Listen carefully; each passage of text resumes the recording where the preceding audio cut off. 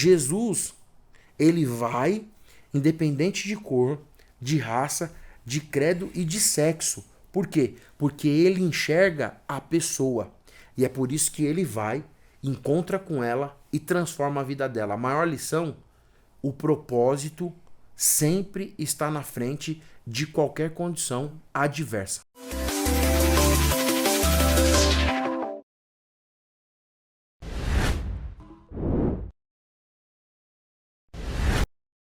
Bem-vindo! Hoje vamos continuar com este evangelho espiritual, nas palavras de Clemente de Alexandria. A encontra com a mulher samaritana é outra passagem bem conhecida da Bíblia. Eu recebo o pastor e professor Paulo Henrique. Bem-vindo, Paulo. Olá, Xavier, tudo bem? Muito obrigado mais uma vez estar aqui nesse programa que tem feito a diferença na vida dos alunos, dos pastores e dos obreiros, de você que vem a brilhantar com o seu conteúdo, com a sua curtida, com o seu like e compartilhando com a sua comunidade. Deus abençoe, um prazer estar aqui mais uma vez. Obrigado, então vamos começar com o capítulo 4, o início, né? Pastor Paulo, me parece que no início do capítulo 4, ficamos sabendo que os fariseus sabiam que Jesus fez mais discípulos e batizou mais pessoas do que João Batista. Tipo um conflito, né? Já viu? A gente pode imaginar que para limitar as tensões como os fariseus, Jesus deixou a Judeia, porque o momento dele não chegou, e voltou para a Galileia. A gente vai jogar aqui uma mapa, né, para Judeia, Samaria, Galileu. Pode falar talvez um pouco desses primeiro versículo, onde Jesus está indo para outro lugar.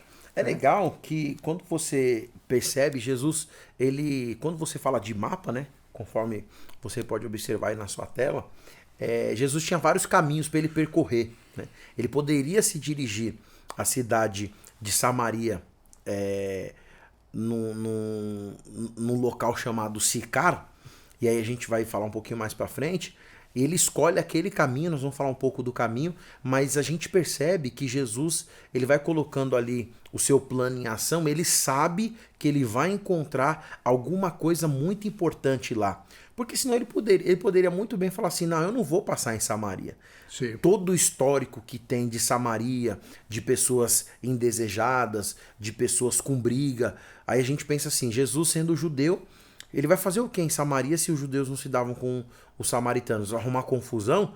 É a mesma coisa você chegar assim pra alguém e falar assim, você sabe, eu falei pra você não ir lá. Normalmente as mães que têm o sexto sentido, né, as mulheres, não vai, se você for, você vai arrumar confusão. Ele fala, eu vou, porque na cabeça de muitos pode ser confusão, mas na minha mente eu sei o que eu vou fazer em Samaria. É muito bonito isso. A atitude dele desperta essa sensação de curiosidade e é o que nós vamos aprender ao longo dos capítulos. É muito, muito bonito isso. Essa atitude de Jesus já desperta um desejo muito, muito bonito no nosso coração. Porque a gente vem na mapa, é simples de entender, né? Vai do sul até o norte e o caminho mais rápido é atravessar essa Samaria. Sim. Só que você pode explicar para nós... Muitos judeus não gostavam do samaritano. Então fizeram um outro caminho, né? Ao longo do Rio Jordão e no lado da Pereia. Mas o Jesus ele fez o caminho mais direto. Primeiro nos conta por que tinha esse conflito entre judeus e samaritanos. Pode Essa explicar? é uma discussão muito histórica, né? Uma discussão que é justamente o judeu samaritano, ele não se dá. Todo mundo fala assim, todo mundo sabe que o judeu tem uma confusão com os samaritanos ali, que eles não se davam. Isso vai nascer, quem são na verdade os samaritanos, né? O pessoal de Samaria são descendentes diretos de Abraão. Quando você tem ali a divisão do reino, quando Salomão morre, na verdade, você tem os dois filhos de Salomão, Jeroboão e Roboão, eles entram em discussão. Os reinos se dividem em reino do sul e reino do norte. Você tem 10 tribos de um lado e 2 tribos de outro lado. Essas 2 tribos, em hebraico nós vamos chamar a tribo de Benjamim, não é? E a tribo de Shimeon, né? Em hebraico fala de Shimeon. Simeão e Benjamim. Essas 2 tribos, então, vão fazer um lado e as outras 10 tribos vão fazer do do norte, outro né? lado. Do Exatamente, outro norte, o sul e o norte. Israel e Judeia, né? Sim. Quando você vê esse povo mais enfraquecido, é levado para o cativeiro. Sim. Os judeus, não todos os judeus mais sábios, os velhos iam ficando, muitas crianças, principalmente crianças meninas, iam ficando, e essa divisão. E dentro da Escritura Sagrada, Deuteronômio, segundo o livro dos Reis, a Bíblia vai 17, falar... né? Exatamente, a Bíblia vai falar que era proibido você ter o relacionamento com pessoas de outros povos. E aí vai acontecer, então, a mistura da raça e a miscigenação dentro do cativeiro. E dentro desse cativeiro, então, surgem os samaritanos. A partir dali, quando eles voltam, quando chega no judaísmo puro, esses judeus rejeitam esses judeus. Os samaritanos são judeus, isso precisa ficar claro. Sim. Os samaritanos são judeus, também descendentes. Ó, Abraão, Isaac e Jacó. Quando a gente observar o que a mulher samaritana fala, ela fala assim para Jesus: o nosso pai Jacó, Jesus também é descendente de Abraão, Isaac e Jacó. Sim. Então você tem os judeus aqui, só que esse é um judaísmo misturado. Sem muita pureza, né? Que se fala de casamento interreligioso, sincretismo, para usar uma palavra mais... Exatamente. Mais erudita, né? Porque você chega aqui no cativeiro, aí você vai se ajuntar com outras raças, outras crenças. Quando eles voltam, peraí, vocês não fazem parte do nosso contexto. A partir dessa briga, a partir dessa discussão, os samaritanos passam a ter então uma vida diferente. E algumas coisas que eu quero destacar aqui para que você entenda qual a diferença então dos judeus e dos samaritanos no que diz respeito à cultura. Porque de raça você tem praticamente os mesmos povos. Porque assim, Xavier, o judeu como um todo, de etnia e não de religião, ele é muito exclusivista. Porém, o judaísmo vai nascer dentro do Egito. Olha só como é interessante. Primeiro, Moisés nasceu dentro do Egito. Ali você vê Moisés, o tanto de tempo que Moisés ficou, os judeus ficaram escravizados no Egito, tendo uma cultura egípcia. Depois você tem um José, sendo da tribo de Abraão, Isaac e Jacó. Você tem um José, um dos filhos de Jacó, morando no Egito, sendo governador do Egito, desenvolvendo família do Egito, e Jacó indo para o Egito por conta de José. Então a maior parte do judaísmo e dos hebreus, eles foram forjados em culturas diferentes. Aí quando chega aqui nos samaritanos, existe essa exigência, e aí a gente não entende o porquê que existe então essa conclamação de pureza. Porque na verdade o judeu nunca foi puro desde a época de Abraão. Você pega um Abraão que morava, qual era a região que o pai dele, né? Terá. Não, Então, às vezes, não sei se a analogia é boa, mas hoje temos uma guerra entre Ucrânia e Rússia. E são os dois da religião ortodoxa. Sim. Com diferença pequena, né? Sim. Mas é interessante esse ponto de... E também eu estava lendo que, acho que em Esdras, né? 4:1-5, teve um problema de construção do templo, né? Do templo do rei da Pérsia, né? Acho que o judeu não... Os samaritanos querem ajudar, mas o judeu fala, não pode ajudar, né? Sim. Há muita briga política, talvez não é uma briga tão religiosa assim. Por conta disso, é essa questão da adoração. Porque a mulher pergunta assim, os nossos pais dizem que nós devemos adorar no monte. Sim. Os samaritanos construíram um templo em cima do Monte Gerizim. Exatamente. Então, esse templo em cima do Monte Gerizim, que foi destruído, ele era o lugar da adoração. Então ela pergunta assim, nós devemos adorar no monte ou no templo? Sim. Então ela começa a estabelecer esse diálogo com Jesus. No texto. Esse é um primeiro ponto. O segundo ponto é que os samaritanos têm a Torá samaritana. Ou, para quem não conhece Torá samaritana, o Pentateuco samaritano. Que é um pouquinho Moisés, diferente daquilo que nós chamamos dos massoretas. Né? Então, teoricamente, de forma religiosa, de forma a seguir a religião, seria isso. Entendo. Agora, então, a gente entendeu muito bem, obrigado pela explicação, essa tensão entre o povo hebreu, né, perto de Jerusalém, e a Samaria, essa região, né? Sim. Então, Jesus, ele está indo para a Samaria, né? E explica um pouquinho o cenário, né?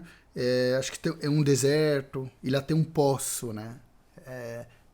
Porque Jesus está cansado, né, da viagem, né?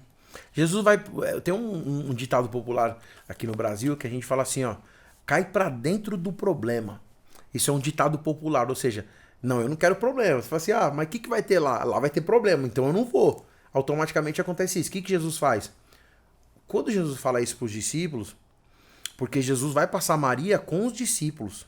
Só que quando chega na porta da cidade, o que Jesus faz? Manda os discípulos saírem e até o mercado era muito longe para que ele pudesse ter um diálogo com a mulher. Sim. Essa região no caminho era o caminho mais próximo, ou seja, era o caminho mais reto, porque essa região de Samaria era uma região montanhosa. Existia uma bacia, Xavier, que ela banhava a parte lateral dessa região. Só que existe uma discussão se geograficamente Samaria, dentro de Sicar, se era Sicar e Siquém é a mesma coisa. Existe uma discussão histórica, não dá para você pontuar se é ou não, sim, mas que existia uma bacia que banhava essa região por fora, uma região desértica. Sicar não tinha água encanada, ou seja, a água encanada nessa época era muito difícil. Até um rio que banhava dentro da cidade de Sicar era muito difícil. E aí você tem historicamente algo que nós vamos chamar de Poço de José e não Poço de Jacó, porque Jacó constrói o poço e nomeia esse poço porque ele dá de presente ao seu filho José. Jesus está dentro desse contexto, ele vai para dentro dessa situação. E quando ele chega na porta da cidade, cansado, começa então aquilo que nós vamos chamar de aventura em Samaria. Sim, pode nos lembrar um pouquinho naquela época, qual era o processo para obter água, né? Isso é muito bom. Hoje é bem diferente, mais de 2000 anos atrás. Aqui em São Paulo, né, não fazendo propaganda, mas tem a companhia de saneamento básico, você tem a Sabesp, no norte e no nordeste você tem a Saelpa, em Salvador, cada região você tem as empresas responsáveis por colher a água, tratar a água. Naquela época você era direto da bica, como a gente fala aqui, né? Tá fazendo muito calor em São Paulo, tá fazendo muito calor no Brasil, algumas regiões, e você pega uma água que sai da bica, aquela água geladinha, fresquinha, era uma coisa legal. O processo de canalizar ou armazenar água era justamente através de poços ou cisternas. Tanto a palavra poço ou cisterna, ela tinha condições de armazenar. E o dono daquela região, ele poderia analisar para saber se ali tinha condição de cavar um poço para armazenagem de água. Por exemplo, Isaac era o rei dos poços, a Bíblia fala. Abraão, que é seu filho, veio e trouxe justamente essa mesma visão. E os filhos de Jacó, no caso, né? Abraão, Isaac e Jacó. Então, no caso, o Jacó, filho de Isaac, também vai construir essa ideia na cabeça dos seus filhos. Então, era como se fosse uma engenharia mesmo. Eles cavavam os poços, tinham ferramenta específica para fazer isso. A água, era um teste de água para saber se essas águas elas serviam para alguma coisa. Além de alimentar e nutrir tanto a população, era muito gado, né? E nessa região de Samaria tinha muitos porcos. E aí por isso que também os judeus ficavam com raiva, porque o judeu não faz armazenagem e também não consome carne de porco. E aí por isso que os samaritanos, fazendo esse cultivo e alimentando os porcos, na mente deles, eles estariam armazenando algum tipo de demônio ali. Entendo. Bom, basicamente é um tipo de balde, né? Amarrando, é uma corda para tirar água. Para você tirar, exatamente, uma corda. É um processo que não bem artesanal. Complicado, né? E tem que sair do centro da cidade para ir lá. A gente não percebe. Hoje a gente abre e a água torneira sai. E a água vem. Nesse tratada tempo com você cuidado, perde né? 2, 3 horas só para pegar um pouco de água pelo dia. E nesse tempo, ô Xavier, o pessoal fala assim, muita coisa, essa mulher tinha que andar 1 hora, 2. Talvez essa mulher teria que andar mesmo esse processo, porque era a mulher que cuidava do café, do almoço e da janta. Só que funcionava assim, para essa mulher estar esse horário no poço, ela levaria a água que provavelmente banharia o seu esposo, só que Jesus dá um choque nela, a gente vai entrar no choque da realidade ali, banharia a sua família, serviria de água para fazer o alimento da janta e do café da manhã, porque é bem provável que ela tenha saído muito cedo da sua casa até chegar no local para pegar a água e levar para sua casa. Porque eles falam também, o João, né, que escreveu o livro, hora 6, né? Não sei. Às 6 horas. 6 horas, né? Que é equivalente a meio-dia, né? Isso. Muito, muito quente. Você acha que por que você acha que esse horário foi mencionado? Porque também parece que tem profecia para Jesus, você concorda, né? Que pode ser uma profecia do Sexta-feira Santa, que também o sofrimento. Você vai nessa linha, o pensamento? Até uma dica para você que está acompanhando o programa, que é legal, Xavier. Por que algumas traduções trazem 6 horas, né, ou sexta hora, e outras traduções trazem meio-dia? Será que a Bíblia tem erro? Será que existem discrepâncias? Não. Na verdade, são os calendários. Quando você pega dentro da cultura judaica, 6 horas da manhã é a primeira hora do dia. O sol se Isso. no verão, imagina. Exatamente. Então, quando você pega 7, 8, 9, 10, 11, meio-dia. Sim. 6 horas, ou seja, a sexta hora é meio-dia. É meio-dia, porque né? 6 horas da manhã é contada, dá uma então, confusão, a primeira né, na hora. tradução. Então fica bem simples para você entender. Acredito que seja isso, Xavier. É. Também tem, às vezes, teoria teológica são difíceis de comprovar se é profecia ou não. Pode ser para mostrar, como você falou também, que era sofrimento pela mulher também, de chegar nesse horário. Tem teoria também que fala que ela é excluída da cidade. Então, por isso que ela chega sozinha, né? Talvez outra mulher ia chegar mais cedo, né? Nesse Aqui caso, é Xavier, são várias teorias, como você falou. que difícil comprovar. Tem algo né? que é interessante também, que eu vejo como uma questão profética. Não no caso de Jesus da cruz, mas no caso de Jesus do encontro com ela. Porque perceba, o período que a mulher chega é justamente o período que Jesus já está na beira do poço. O que é isso? Jesus fez o cálculo perfeito. E o pessoal fala assim, mas isso é muita viagem. Não, isso é muito analítico. Jesus faz o cálculo perfeito de sair de onde ele estava para chegar até o lugar do poço, sabendo que ele ia encontrar com essa mulher. Então, o mesmo período que Jesus caminhou foi o mesmo período que a mulher caminhou para ter o encontro com ele e a profecia se cumprisse para que através desse encontro Jesus mudasse a vida dela. Sim, e de muita outra pessoa, mas esse é o spoiler para mais tarde. Quando Jesus, no versículo 7, né, 7b, na verdade, quando Jesus pergunta, por favor, você pode me dar água para beber? A mulher fica surpresa, né? A gente volta nesse conflito, né, entre judeu e samaritano, né? Ela não... Por que ele fala, um homem judeu fala comigo, né? Ela é justamente isso. Primeiro, existe um exclusivismo e até uma espécie de machismo dentro do judaísmo, porque assim, o judaísmo desse período aqui, que a gente vai chamar do judaísmo do primeiro templo, é um judaísmo muito machista. Você vê que as mulheres nesse período, as mulheres eram deixadas de lado, principalmente quando existe um choque de culturas e etnias, os samaritanos com os judeus. Então, se um samaritano já não se dava com judeu homem, principalmente com mulher. E aí o que Jesus fala? Jesus pede água para ela, aí ela fala assim, mas como você, sendo judeu, trocando em miúdos, está falando comigo? Talvez na mente dela, ela poderia sim imaginar que Jesus quisesse outra coisa. Nada de relacionamento, não é isso. Mas ela se espantou pelo fato de Jesus se dirigir a ela. Então nasceu no coração dela, nas palavras de Jesus, uma esperança. Mesmo assim, Xavier, ela ainda achava que poderia estender a confusão. Mas Jesus, no meio dessa questão tensa, porque quando a gente lê o texto, parece que está tudo bem o clima. Nas pregações, na sala de aula, a gente não consegue entrar no texto para entender que o clima entre a mulher de Samaria e Jesus era muito tenso. Sim. Ela fica espantada, né? E aí ele tá super tranquilo, cansado e com fome, porque o complemento do capítulo é que os discípulos tinham ido da cidade comprar comida. Eles iam demorar mais ou menos 6 horas até voltar.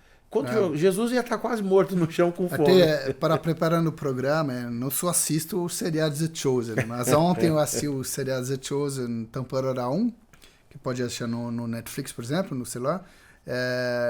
Episódio 8, né, que fala exatamente disso. E a gente vê Jesus chegando primeiro, tá tudo o que você falou. Tá bem Mas quer dizer, na cronologia ali, é né? bom assistir o The Chosen se você quer ver, mas quero dizer que para preparar o programa, eu Não, tô muito lendo bem. muito livro também, mas não que estou usando só o Chosen, porque tem limitação também, eles têm interpretação meio duvidosa em Aham. termos de às que vezes tomar não é cuidado, bíblico, né? não é É. tudo na Bíblia. Eles estão inventando coisa para Sim. fazer mais divertido, né? E até uma informação importante sobre o The Chosen, Xavier, que o SBT comprou os direitos autorais e vai começar a transmitir. Ah, vou começar. O SBT vai ter começar a todo mundo, né? transmitir. Então, você que gosta, que não viu ainda na Netflix, É. que não tenha, hoje todo mundo tem, né? Mas o SBT vai começar a transmitir a série, vai ser muito bom pra você. Então, é bom, assisti bastante a primeira temporada, e a gente já falou, porque fala muito do livro de João, né, esse primeiro. Agora, qual mensagem podemos extrair disso, né, dessa conversa com a samaritana? Acho que é bem profunda, poderia ter jogado essa pergunta ao final, mas vamos lá um pouquinho. Será que Jesus fala a todos, né? Eu quero que você trabalhe esse tema, né? Fala com uma mulher estrangeira. Sim, né? sim. Pra mim, Xavier, Jesus ele é profundo. Jesus ele dá a maior lição de simplicidade, de humildade e de compromisso. Anota isso. Jesus, aqui com a mulher de Samaria, dá a maior lição de simplicidade, tá certo? De compromisso. Por quê? Porque quando ele chega até essa mulher, primeiro, nenhum judeu ia a Samaria. Esse é o primeiro ponto. Jesus vai num lugar que ninguém quer ir. É verdade. Já começa aqui. Segundo, Tomar um risco quase. exatamente, vou correr risco, chegar lá. Primeiro, você não sabia se você podia ser agredido. Né? E Jesus sozinho, olha como ele não tem medo de nada. Porque ele manda os discípulos embora para ele ficar sozinho com ela. E se vem outros samaritanos e fala assim, o que um judeu quer aqui e bate nele? Pode descer, né? Tava sujeito. Jesus vai pro meio do problema, não tem medo da situação. Terceiro, na cabeça dela, nenhum judeu ia... Ô, Javé, na realidade, Jesus sabia o que ele ia encontrar pela frente, mas a mulher não. E essa pode ser uma das maiores lições das nossas vidas. A gente não conhece o dia de amanhã, mas Jesus conhece. Ele traça o plano nas nossas vidas, contando com o amanhã, porque ele conhece o amanhã. É um processo, né? Exatamente. Processo A mulher de Samaria... a conversão, né? A mulher de Samaria não. Então, quando ele chega lá, a maior lição que eu entendo aqui, Xavier, é humildade, simplicidade e propósito. Verdade. Mesmo que tenha problema no meio do caminho, os problemas que tinham no meio do caminho ou no local não poderiam impedir Jesus de realizar o milagre na vida dela. Então a lição é, mas quem é? É de Samaria, não interessa. Mas de onde é? É da comunidade, não interessa. É mulher, não interessa. Não interessa que é mulher, não interessa que é rejeitada. Jesus, ele vai, independente de cor, de raça, de credo e de sexo. Por quê? Porque ele enxerga a pessoa. E é por isso que ele vai, encontra com ela e transforma a vida dela. A maior lição, o propósito sempre está na frente de qualquer condição adversa. Um Jesus sem limite. Talvez é o início de uma universidade, de uma igreja universal, né? Sim. Que não é mais sobre o judeu. Depois a gente vai terminar sobre isso, né? É o todo, né? É o todo, né?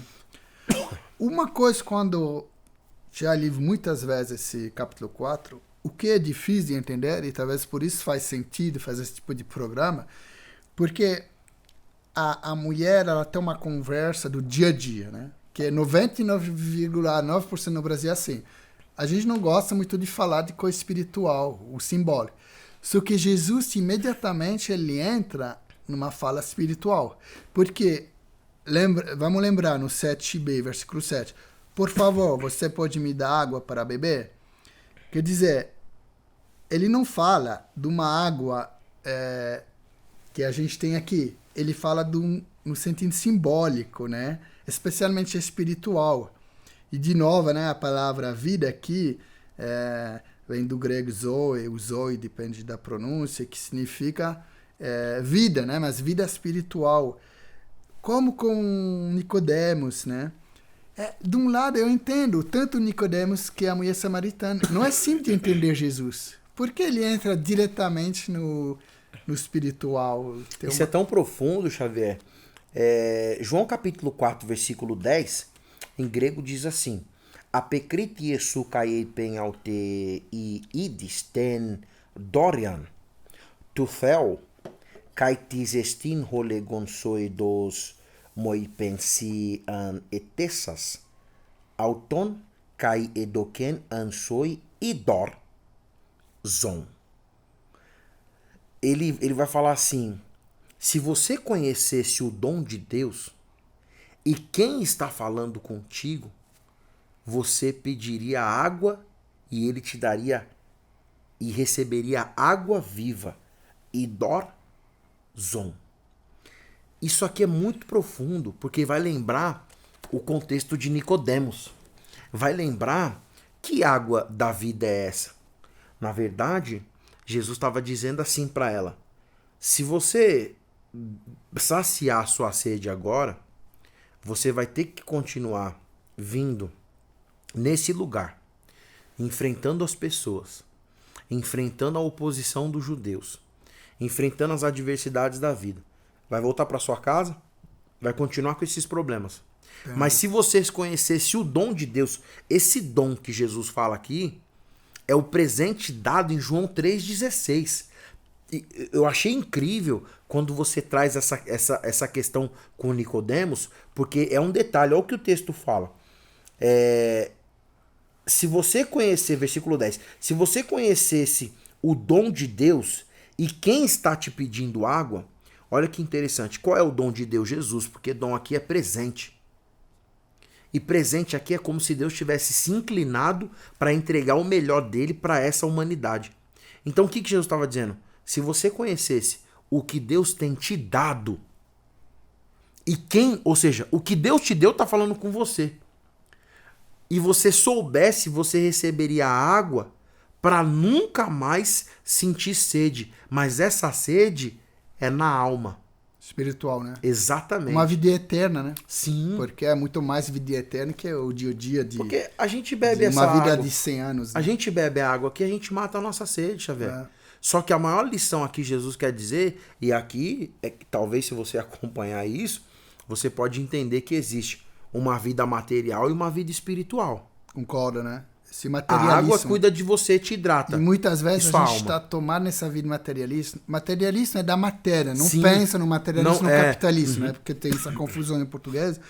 Mas interessante que tanto o Nicodemos, que é o grande intelectual, como essa mulher, vamos lá, mais de uma classe média, ninguém entende, porque eles estão nessa visão materialista. Mas Jesus diretamente, ele entra na visão espiritual, né?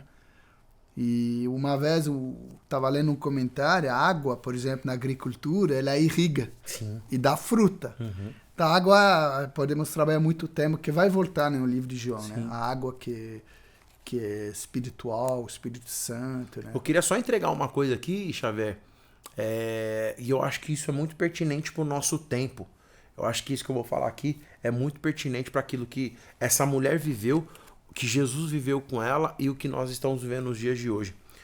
Todas as vezes que nós estivermos caminhando para um mundo globalista, materialista, individualista, socialista, tudo que nos levar para viver um mundo superficial, Jesus vai ter o prazer de querer mostrar que dentro daquilo existe um mundo espiritual. Então eu ouço de muitos professores de teologia ou pastores e obreiros que estão perdendo a sua fé, dizendo assim, não espiritualiza o texto. É aquele lance que você falou, Paulo, eu gosto daquela questão tipológica. E esse nível no sistema pardês dentro do judaísmo é o nível mais alto de interpretação. Quando você consegue entender o que o Eterno quer falar e materializar isso para que as pessoas entendam. Então o que Jesus faz? Ele tira ela da esfera terrena e coloca ela no mundo espiritual. Foi isso que ele fez com Nicodemos. E para mim, não anotei, mas é uma crítica também da teologia da prosperidade, do dinheiro. Porque se a gente pensa, o dinheiro é como a água, que sempre vai ter sede, né? Você viu o Bill Gates, ele tem... O Elon Musk, ele tem 200 bilhões de dólares. Sim. Todo dia ele quer ter 300 bilhões. A ganância cresce todo dia, Então, a gente sempre quer mais. Não estou criticando tanto essas igrejas, porque às vezes elas fazem um bom trabalho. Mas de um jeito, de uma teologia mais pura, acho que Jesus quer falar isso, né? Se você vai buscar o mundo material, você vai querer sempre mais. busca primeiro o reino de Deus. E a sua justiça, é justamente isso. Vida eterna, né? Porque as coisas aqui da terra, Xavier, elas vão nos levar para as coisas da terra. Se corromper também, né? O propósito de Jesus é nos conectar com os céus. Uma vez eu li uma coisa, achei interessante. O capitalismo, basicamente, é nada outro que um conforto. Você compra um conforto sempre. Talvez a gente tenha que pensar, sai daqui sempre do meio dos confortos. Não posso ser feliz com o que eu tenho, né? Sim, sim. Que o Jesus, eles não querem falar com a gente. Por isso que a gente faz esse programa. Uma vez, estava lendo também uma coisa, achei bom. Se você é um escritor, você não vai escrever uma coisa e o cara vai ler o livro e vai esquecer. Você vai escrever para o cara ser já transformado. Exatamente. A Daqui memória, tem que né? transformar, né? Então, Jesus nos transforma. Fala, ok, você vive no mundo materialismo, muito conforto, muito bom, eu não sou contra. Mas vamos ver que tem outro nível, né? Esse nível. Tá sempre o nível acima. E eu acho que nós somos todos Nicodemos ou a mulher samaritana. Eu seria no lugar dela, com 100% não ia entender. Sim. Mas Jesus é Deus, ele vai no mundo espiritual direto nessa conversa, né? E como você falou, é um processo. Vamos ver como essa história ela vai começar a entender, né? Primeiro acha estranho o homem. Vai destravando as chaves ali, né? Pera aí, o cara tá falando comigo? O que ele quer comigo? Jesus vai deixando claro, né? O que ele. Talvez podemos. Tem livro, pode buscar na internet. Qual alguma diferença entre Nicodemos e a mulher samaritana que você gosta? Lógico, é judeu, homem, mas sim, uma coisa que chama a sua atenção. Eu tava pensando sobre isso, Xavier, e eu entendo assim: Jesus trata tanto a mulher de Samaria como Nicodemos da mesma forma. Mas os dois têm diferença. Jesus tratar da mesma forma não significa que os dois são iguais. Olha que profundo. Jesus tinha 12 discípulos. Eles não tratavam os discípulos diferente. Eles tratavam os discípulos iguais. Primeiro, a mulher de Samaria vivia num conflito interno, rejeitada, escandalizada, porque já tinha 6 maridos. Sim. E o que ela estava não era o dela. Então ela tinha vários problemas. Primeiro, um problema social, um problema conjugal e um problema material. Sim, porque ela não tinha água. Né? Exatamente isso. Ela não tinha condição de ter água ali. Tem muitas amigas, né? Esses 3 problemas, Jesus chega aqui. Nicodemos tinha 3 problemas. Primeiro, um problema social. Só não fala de um problema conjugal aqui. E de um problema material. Qual é o problema material? Quando Jesus fala assim para ele, você precisa nascer do alto, lembra que a gente falou? Anofem? Sim. Né? Jesus estava falando assim, tudo que você aprendeu com eles não foi do alto, foi da terra. Aqui você tem um problema espiritual. Tem bastante analogia, né? Não são contrastes. Boa sua reflexão. Né? Porque é muito teórico falar de contraste. Não. Você tá vendo muita igualdade, semelhança. Paralelismo, né? Isso. Aí depois ele vem e fala assim, poxa vida, peraí. Essa mulher tinha um problema social. O Nicodemos também tinha, porque ele enxergou em Jesus algo que poderia mudar a vida dele como mestre. Ia ser destruído, né? Porque o Nicodemos, vamos lembrar, se ele começa a reconhecer Jesus, toda a carreira cai. Todo mundo. Ele cai de cima. E a mulher samaritana é o contrário, ela tem nada para perder, mas quer. Então E sabe o que mais me chama a atenção em Nicodemos e nela, Xavier? Você pergunta assim, Nicodemos não tinha nada a perder. Nicodemos tinha tudo a perder. Tudo, né? E é por isso que ele fama, só procura. Né? Ele procura Jesus à noite, mas não o que eu vou falar aqui é totalmente o contrário. Totalmente o contrário do que você já ouviu. Nicodemos, até pregações, Nicodemos não procura Jesus à noite por medo de todo mundo. Nicodemos procura Jesus à noite com medo dele. Por quê? Porque ele era mestre. Ele falou assim, se eu vou encontrar com o doutor, que é o mestre dos mestres, ele pode me fazer passar vergonha de tudo que eu aprendi, de não ser nada daquilo que é a verdade. Então o que ele faz? É melhor eu ir desnudado à noite com ele, porque se eu tiver que passar vergonha, eu passo sozinho. Mas quando isso aqui é muito forte, mas quando eu tiver que aparecer na frente de todo mundo, ele já revelou a verdade em mim. Foi o que aconteceu com a mulher samaritana. Ela passou vergonha sozinha, o Nicodemos também. É igualdade. Ele passou vergonha, choque, ela passou vergonha. Mas e quando você chega no meio da multidão, você tá em pé. E é isso que Jesus quer fazer na minha e na sua vida. É melhor você passar vergonha chorando, que não é vergonha. É melhor você passar vergonha num monte, é melhor você passar vergonha com a Bíblia, porque ela vai fazer o seu caráter. E quando você aparecer na frente de todo mundo, você é uma nova pessoa. Ela liberta, ela dá uma verdade, né? Exatamente, É uma das liberta, outras ela perguntas. liberta. Porque não é simples de entender o conceito de verdade, mas você acha que você resume bem aqui. Alguma pessoa vê a história da mulher samaritana como uma doutrina da redenção, né? Redenção é uma palavra que era usada, eu acho, no mundo latino como escravo, né? Nem sei a etimologia, mas talvez também poderia fazer a pergunta mais tarde, né? Mas essa redenção, porque é uma mulher também quebrada, né? Pela sociedade. Hoje em dia, não sei, será talvez uma prostituta, o drogado em Cracolândia, aqui em São Paulo, é bem baixo na sociedade, né? Mas Jesus fala, mulher, né? Era uma mulher muito frustrada, né, Xavier? Esse fato que Cheio de Jesus fala- problemas, você já Jesus chegar e falar assim pra ela, olha,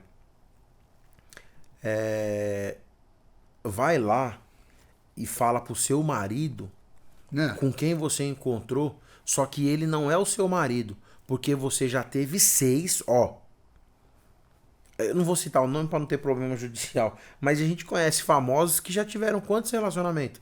6, 7 casamentos. E Jesus está dizendo para ela que ela tem um problema sério conjugal, um problema sério de caráter, mas não tá colocando o problema nela. É que ela não permanece, é igual muitas pessoas. Não para em emprego, não para em família, não para em trabalho. E muito bom, porque nesse tempo, desculpa, talvez é muito anacronismo, mas não tinha Google, tinha nada. Não então, tinha para nada. Jesus saber a vida dele, que ele nem foi dessa Maria. Ele nunca foi, a primeira vez que ele pisa lá, só pode ser Deus. Por isso que ela fala, você é o profeta. Sim. Né? E começa esse processo de, primeiro uma pessoa fala comigo, depois ele é profeta. E onde vai terminar, vamos ver, né? Mas talvez uma pergunta que eu poderia fazer, porque eu vi também um comentário, não sei se você concorda, é que Jesus está um pouquinho cansado agora com essa mulher. Fala, vamos entrar numa conversa boa, né? Você não quer entender nada sobre essa água, agora vamos mostrar que você é pecador. Porque depois vem uma grande doutrina do cristianismo, né? Para se converter, você tem que confessar seus pecados, né? Confessar que você é pecador, né? Talvez você pode trabalhar um pouco esse tema, que não é também tão simples de entender, né? Não, inclusive, o Xavier, tá te chamando de Jacó aqui, ó, profético. Ainda não. O versículo 12 fala assim: acaso o Senhor é maior do que o nosso pai Jacó, que nos deu o poço, do qual ele mesmo bebeu, bem como os seus filhos e o seu gado? Vou falar também uma coisa, Xavier, que você não ouve por aí. Nos livros, nas literaturas e nas pregações, nas salas de aula. Existia uma história mítica aqui de que, como Jacó construiu esse poço, os gados dele beberam dessa água, José bebeu dessa água, esse poço foi dado a José, e foi com esse poço que, em muitos casos, José alimentou seus gados e toda a sua família por muitos anos. Então, dentro da cultura dos samaritanos, existia a lenda de que quem bebesse dessa água teria vida eterna. Entendo. Olha que sério. É por isso que Jesus trilha a conversa com ela, dizendo assim, agora eu vou abrir o jogo do diálogo. Me dá um pouco de água, porque Jesus sabia que na mente dela, se Jesus bebesse aquela água, ele ia ter a vida eterna para a cultura dela. Só que Jesus fala o contrário. Se você soubesse quem está te pedindo água, você teria a água da vida. Ou seja, é por isso que ela pergunta, mas o Senhor é maior que o nosso pai Jacó? Porque esse poço aqui, que gera essa água, ele nos dá água para a vida eterna. Aí Jesus fala assim, olha, se você beber da água que a lenda diz que Jacó, que fundou esse poço, gera vida eterna para vocês, eu estou dizendo que se eu te der água, você vai ter água da vida eterna, ou seja, vai viver eternamente. Jesus mudou o misticismo do poço e jogou para ele, dizendo que quem pode dar água para gerar a vida inteira é ele, porque Jacó morreu, José morreu e toda a sua descendência morreu, mas ele permanece para sempre. Entendo. Obrigado pela precisão. Porque no versículo 20, a mulher samaritana achava que os judeus deveriam adorar em Jerusalém, né? E ele estava adorando no Monte Gerizim, né? Os samaritanos, né? Mas é interessante que Jesus fala, né? Ele sabe de o futuro, né? Ele faz aqui uma profecia, né? Você quer falar um pouquinho, comentar? E também quero saber o que significa adorar em espírito e em verdade, porque isso não é tão simples assim.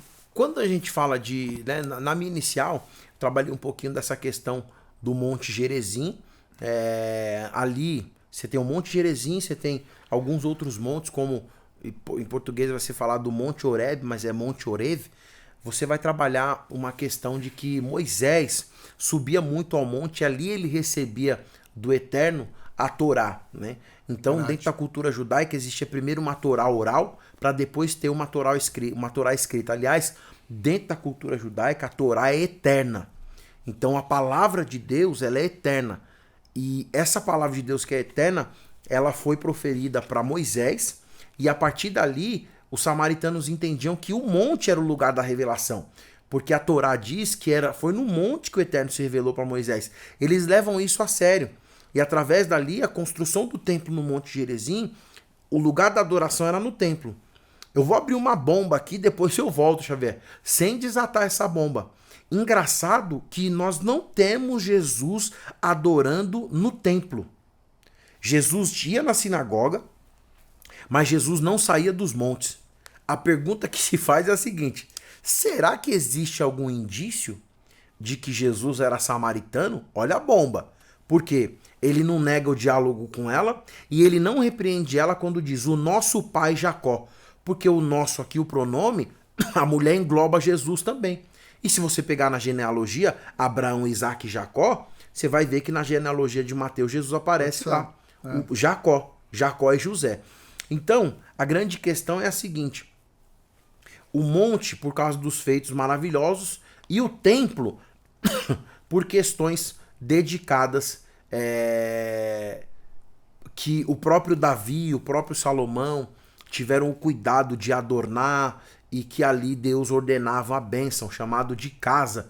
Em hebraico é Beit, e em grego é Oikos, né? Beit Hamikdash. Então você tem ali o lugar, Davi vai falar disso, né? Alegrei-me quando me disseram, vamos à casa do Senhor.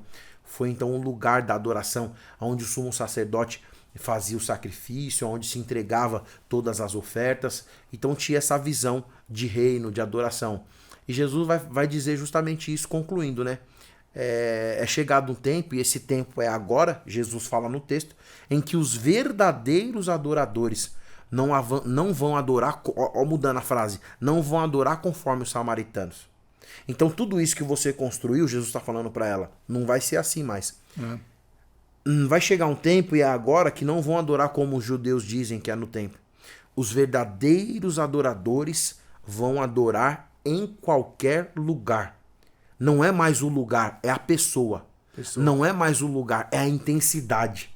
Como o Espírito Santo do corpo de cada um, né? Exatamente. Se você, por exemplo, a igreja perseguida, se você não tem um lugar e você está sendo perseguido, a igreja perseguida chegou agora dos lugares de fora, muitas mortes de muitos cristãos. Se você tiver que adorar debaixo da cama, Deus não vai receber sua adoração? Vai. Se você não tiver condições de ir numa igreja, não estou falando para desigrejado. Eu estou falando para quem não tem condições, para quem está amarrado, para quem está preso, para quem está sendo jurado de morte. Se você adorar, Jesus está dizendo, não é mais o templo. Não é mais o monte. Aonde é? O coração. Entendo. Se você adorar de verdade, Deus recebe. Isso que significa em espírito e em verdade. É justamente espírito, isso. Como o Espírito Santo, que chega depois do Atos, e também, em verdade, uma teologia de verdade, uma teologia ortodoxa, e não uma teologia lá do mascarada, samaritano, do judeu. Sabe por quê, Xavier? A gente tem muito daquilo que foi enraizado ao longo da história. O que é a igreja para muita gente? É ir aos domingos? É ir à missa aos domingos? É ir ao culto aos domingos? É guardar um sábado? Isso não é evangelho. Isso não é adoração de verdade, não é um dia. Não é um lugar. O espírito é interno. Então é como você adora de dentro para fora. É isso que Jesus estava falando. Entendo. E uma coisa também, eu estava lendo um comentário, que a conversão da mulher, a gente via um processo em etapa, né? Porque me parece, primeiro ela aceita falar com ele, né? Você explicou bem. Depois ela vê nele um profeta. E depois o Messias, o Cristo, né? é bem gradativo até uma conversão real dela. Talvez vamos ver também no próximo programa, porque a gente vai até o versículo 26 aqui. Mas no versículo 26, Jesus disse: eu sou o Messias e que eu estou falando com você. Que é lá que acho que é a fiscaí, como a gente em língua... Ela vê, agora é o Messias. Por que o Jesus ele é tão direto aqui? Porque ele usa muito, eu sou, né? Você sabe que essa é a construção, Xavier. Eu estudo muitos anos esse texto, esse tema, e muita coisa do que eu estou trabalhando aqui com você é inédito. Tem coisa que eu estou falando aqui que eu nunca falei. E eu acho que isso é muito importante. A primeira questão que Jesus vai fazendo, ele vai construindo com ela um diálogo e desatando os nós. Sabe por quê? Porque essa mulher tá cheia de ferida. Ela chega para tirar a água, ela nem sabe como que vai, se ela vai conseguir. Essa é a primeira questão. Talvez é você que sai de casa, não sabe como vai ser, se as portas vão se abrir. Todas as portas que estão fechadas, você não sabe se as portas vão se abrir, você não sabe o que vai acontecer na metade do caminho, era ela. Só que quando chega lá, em vez do meio da confusão, porque ela também tinha medo, será que eu vou encontrar judeu lá e eles não vão deixar eu pegar água? Porque o poço, que era de Jacó, mesmo que estava num lugar que era de samaritano, talvez poderia, como você falou na inicial, ter um horário que os judeus iam tirar água por causa da questão profética que tinha nesse poço. Mas o que ela faz? Ela tem problema, ela vai nesse lugar e algo acontece aqui sobrenatural. Ela tem muitas chaves trancadas, muito cadeado. E para Jesus ter acesso realmente ao que ele precisava desatar nó por nó. E aqui eu entrego a palavra profética. Às vezes Jesus quer mudar a minha vida, a sua vida, como mudou a vida dela, mas a gente não deixa ele destravar chave por chave. Por quê? Eu tenho meus medos, eu tenho minhas inseguranças, ela também tinha. Só que cada etapa que Jesus vai destravando é a porta que se abre para ele vir e fazer o milagre. Eu sou... Ela falou assim, ó o detalhe. De tudo que Jesus falou com ela, ela não tinha acreditado ainda, não tinha entendido, na verdade, Xavier. Por quê? Faltava a última chave. Talvez sou eu e você. A gente precisa abrir as portas, só falta uma etapa e a gente não consegue. Olha o que Jesus fala. Ela fala assim, eu sei que quando o Messias vir, ele vai nos explicar tudo isso. O que Jesus fala? Eu sou. Ani ha-Mashiach, né, em hebraico. Né? Eu sou o Messias, esse que fala com você. Então isso é bonito demais. Não tem mais dúvida, né? Agora talvez ele passa de uma linguagem mais simbólica. Ele entra agora ele volta no literal. E a cara dela? Você consegue imaginar a cara dela nessa hora? Eu sou o Messias, esse que fala com você. Mas lá parece que ela entende. A gente vai ver no próximo programa. Na hora a gente já percebe que ela... Agora ela entende de verdade, né? Não sei se você quer, para terminar o programa, fazer um resumir, falei da doutrina da redenção, talvez você pode comentar um pouco, porque a doutrina da redenção é uma coisa de segunda chance, né? Sim. E temos pessoas aqui que nos assistem, né, que talvez fizeram coisa errada, que seja na vida espiritual, sentimental, todo mundo, né, infelizmente. A gente vê que Jesus dá uma segunda chance, terceira chance, né, até dá... uma infinita chance, né? Falar quanto preciso perdoar? 7 vezes 7, né? O 7 vezes 7, 7, 7. Você quer terminar, comentar? A Bíblia fala assim, deixa eu terminar sobre isso. Aquele que vem a mim, de maneira nenhuma, o lançarei fora. Eu acho bonito. A diferença do evangelho para outras religiões, existe uma diferença. É que Deus sempre está de braços abertos esperando o filho que é dele, mesmo que esse filho seja pecador. Então a doutrina da redenção é justamente que nós somos comprados, nós somos lavados e remidos pelo sangue de Jesus, e através desse sacrifício vicário na cruz do Calvário é que nós temos então a redenção. A redenção é alguém que apanhou na nossa frente, que sofreu o que não merecia, para que nós que estivéssemos aqui tivéssemos a vida eterna. Ela teve problema no relacionamento, teve problema psicológico, teve problema conjugal, teve problema social, teve problema de tudo, financeiro. Jesus não colocou nenhum desses problemas na frente dela. E a palavra profética que eu entregar para você nesse momento agora é o seguinte: você é importante para Deus. Por isso que ele foi no lugar que ninguém ia. Por isso que ele falou o que ninguém falava. Por isso que ele agiu do jeito que ninguém agiria. Porque você, assim como a mulher de Samaria, é importante para ele. Pensa nisso. Jesus mudou a vida dela. Pecadora, com cheio de problema. Você acha que Jesus não pode mudar a sua vida? Ele pode mudar sua vida hoje. Acredite. Só você vai terminar, mas um comentário que eu falei. Ela reconhecer também, eu sou pecador, né? Porque isso é uma das partes da salvação. Não sei se você quer também realmente essa vez concluir sobre isso. Sim, porque isso... eu li em vários comentários. Não é só reconhecer Jesus, mas também reconhecer que fez coisa errada, talvez como esse marido, e que ela vai tentar melhorar, ao menos, né? Confessar os pecados, né? Isso é muito importante, reconhecer que nós não somos bons o suficiente para dar conta de tudo. Não. E o versículo de número 28 diz assim: Então deixou seu cântaro a mulher e voltou à cidade e disse ao povo: Venham ver um homem que me disse tudo o que tenho feito. Será que ele não é o Cristo? Então saíram da cidade e foram para onde ela estava. Enquanto isso, os discípulos insistiam com ele: Mestre, come alguma coisa. Mas ele disse: Tenho algo para comer que vocês não conhecem. Então seus discípulos disseram uns aos outros: Será que alguém lhe trouxe comida? Disse Jesus: A comida é fazer a vontade daquele que me enviou e a sua obra. Vocês não dizem: Daqui a 4 meses haverá colheita? Eu digo a vocês: abram os olhos e vejam os campos. Eles estão maduros para a colheita. Então, o que acontece, Xavier? Essa mulher foi a primeira missionária. Não foi o dos 12 que foi missionário.